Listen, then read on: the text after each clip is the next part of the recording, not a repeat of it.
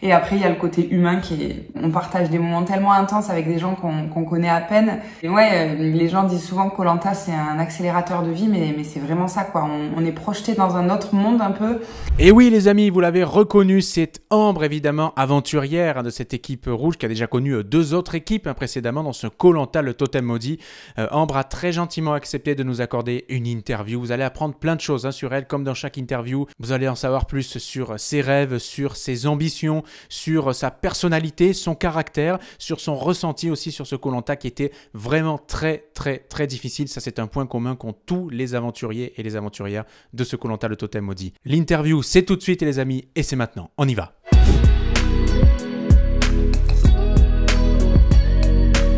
Bonjour, je m'appelle Ambre, j'ai 27 ans et j'habite dans un petit village à côté de Montpellier et je suis originaire de la région, donc je suis montpelliéraine. Je partage ma vie depuis 3 ans avec Nicolas, donc on habite ensemble et voilà, donc je suis en couple.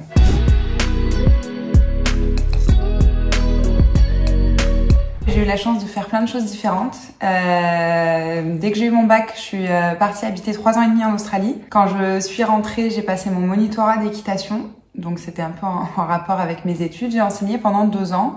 Ensuite, j'ai eu la chance de travailler dans une grande compagnie aérienne. Ensuite, je me suis réorientée pendant une petite année. J'ai travaillé dans le secteur formation du ministère des Sports. Et en ce moment, j'occupe un poste qui me plaît beaucoup et dans lequel je m'épanouis. Je suis responsable événementiel. Je gère la partie des hôtesses qui sont présentes lors d'événements sur Montpellier pour une société montpelliéraine qui n'est autre que la société Nicolin.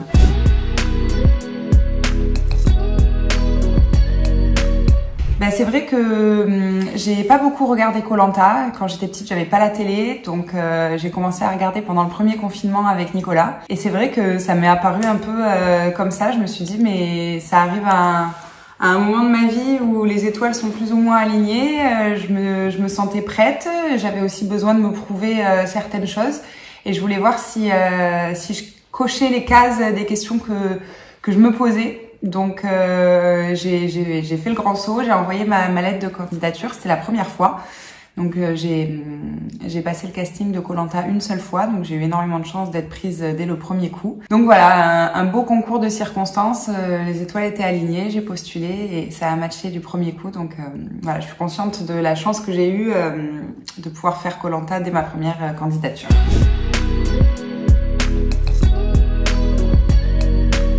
Je pense que je suis assez joviale, c'est-à-dire que je pense être facile à vivre, je pense voilà, j'ai souvent le sourire, je suis souvent de bonne humeur, donc je pense que ça c'est une qualité de me sentir assez bien avec les gens. Et une deuxième qualité, je pourrais dire que j'ai une bonne capacité d'adaptation. C'est-à-dire que je me sens assez rapidement à l'aise quelque part, peu importe le milieu.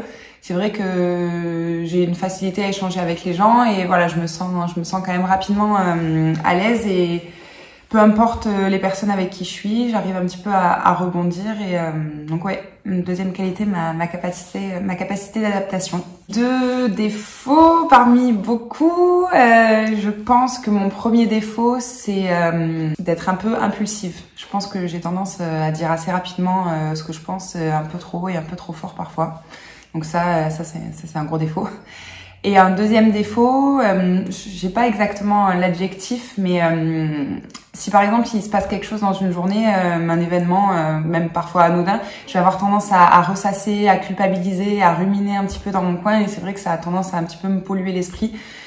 Je culpabilise vite et je ressasse beaucoup et je me dis ah mais pourquoi ci, pourquoi ça, mais si j'avais fait comme ci, si j'avais fait comme ça. Donc voilà, ça c'est un défaut parce que ça me pollue l'esprit pour rien.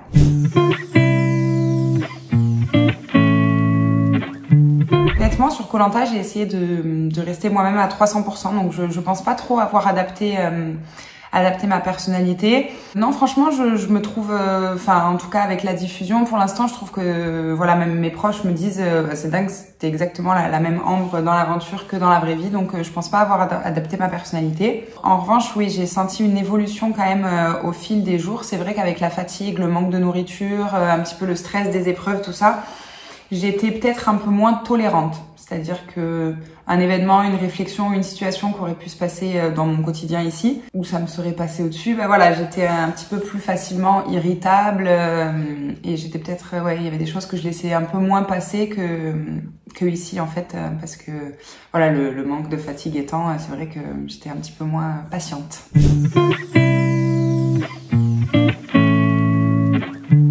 C'est vrai que c'est un gros combo de l'enfer et du bonheur. C'est vrai que c'est un peu avec les conditions climatiques, c'est vrai qu'en plus franchement c'était la tuile hein, là la pluie, le vent, le froid. C'est vrai que le manque de nourriture il est horrible, mais le pire pour moi ça a vraiment été l'humidité. Mais j'ai mes vêtements qui ont moisi sur moi, enfin vraiment c'est l'enfer, le fait d'être tout le temps trempé comme ça, et puis c'est quelque chose que en fait auquel on n'est jamais vraiment confronté dans la vraie vie quoi.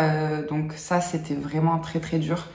Et je pensais pas que, je savais que j'allais avoir faim évidemment, mais en revanche je pensais pas que le manque de nourriture allait affecter si rapidement notre organisme et notre corps. C'est-à-dire que je sais pas, peut-être le 5 ou le 6e jour déjà on était plus étanche quoi. C'est vraiment, on manque très rapidement de lucidité, on a du mal à faire des phrases concises, on est en train de parler puis d'un coup on bug.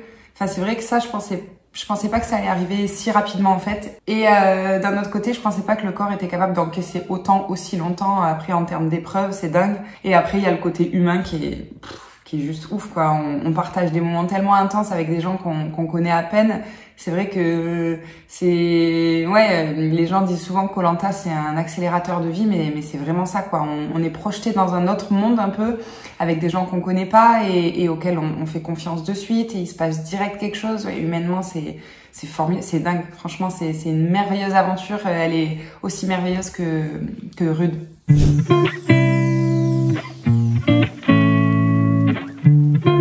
Moi je suis cavalière depuis toujours. Je pense que j'ai été mise sur le dos d'un poney avant même de savoir marcher.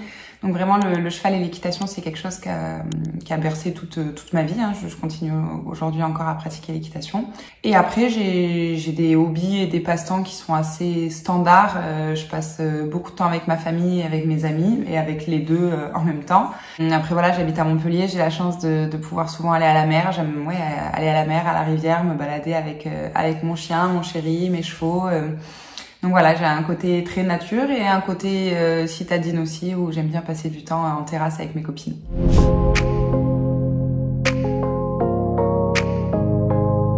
C'est vrai que moi, professionnellement, je me régale, j'adore ce que je fais, j'adore l'entreprise dans laquelle je travaille. Donc professionnellement, pour moi, j'ai envie de continuer à évoluer sur le poste que j'occupe actuellement. Et ensuite, côté un peu plus perso, voilà, on habite ensemble avec Nicolas dans notre nouvelle maison, et c'est vrai que en se projetant, forcément, on pense à quand lui, il aura levé le pied un petit peu avec sa carrière sportive, on pense à créer une famille, forcément. Merci beaucoup Ambre de nous avoir accordé cette interview, c'était vraiment très gentil à toi, merci beaucoup, et puis merci à vous les amis de regarder vidéo après vidéo, de suivre cette chaîne, de suivre cette saison de Koh-Lanta le Totem Maudit. Merci, n'hésitez pas à mettre un pouce vers le haut si vous avez apprécié ce contenu, à vous abonner également à la chaîne si ce n'est pas déjà fait. Quant à moi, je vous souhaite de prendre bien soin de vous, je vous dis à très vite pour de nouvelles aventures et ciao.